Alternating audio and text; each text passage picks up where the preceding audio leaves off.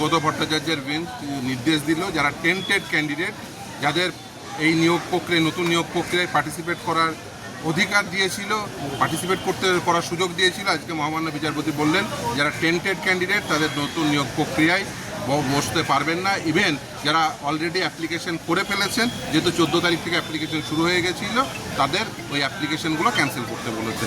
এবং নিয়োগের যে বিধি পরিবর্তন অর্থাৎ ওই নাম্বার ডিভিশনের যে পরিবর্তন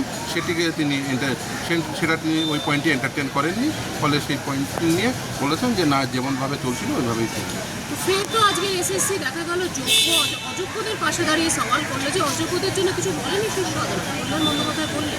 অবভিয়াসলি দেখুন, অযোগ্যদের সঙ্গে যে সরকার রয়েছে এটা তো পরিষ্কার, সেই জন্য তো তাদের সুযোগ দিয়েছিলেন যে ওই অ্যাপ্লিকেশন করবেন, তারা আবার ঘুরপথে তাদেরকেই নিয়োগ করার বন্দোবস্ত করা হয়েছিল।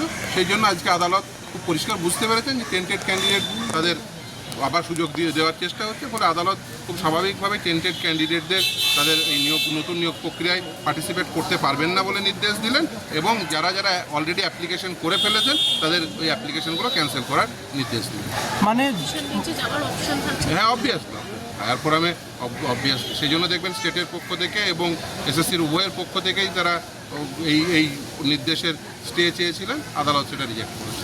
এক্ষেত্রে তার মানে যারা যোগ্য বলে বিবেচিত সুপ্রিম কোর্টের এবং হাইকোর্টের নির্দেশে যে 10 নম্বর তাদের জন্য যে দেওয়ার একটা করা হয়েছে অভিজ্ঞতার জায়গা থেকে, সেইটা তাহলে থাকছে। হ্যাঁ, সেটাই থাকছে, এবং কারণ হচ্ছে আদালত খুব স্পষ্টত বলেছেন যে ওই 10 নম্বর যদি টেন্টেড ক্যান্ডিডেটরা থাকতো, যে তারা যদি নতুন নিয়োগ প্রক্রিয়ায় অংশগ্রহণ করতো, তাহলে তাদেরকেও তো 10 নম্বর দিতে হতো। ফলে আদালত খুব স্বাভাবিকভাবে যারা টেন্টেড ক্যান্ডিডেট তাদের ওই 2025 সালের যে সেকেন্ড এসএলএসটি, যেটা নতুন সুপ্রিম কোর্টের নির্দেশের ফলে নতুন করে শুরু হয়েছিল, সেখানে টেন্টেড ক্যান্ডিডেটরা কেউ পার্টিসিপেট করতে পারবেন না, এবং তারা ওই যদি অনলাইন অ্যাপ্লিকেশন করে থাকেন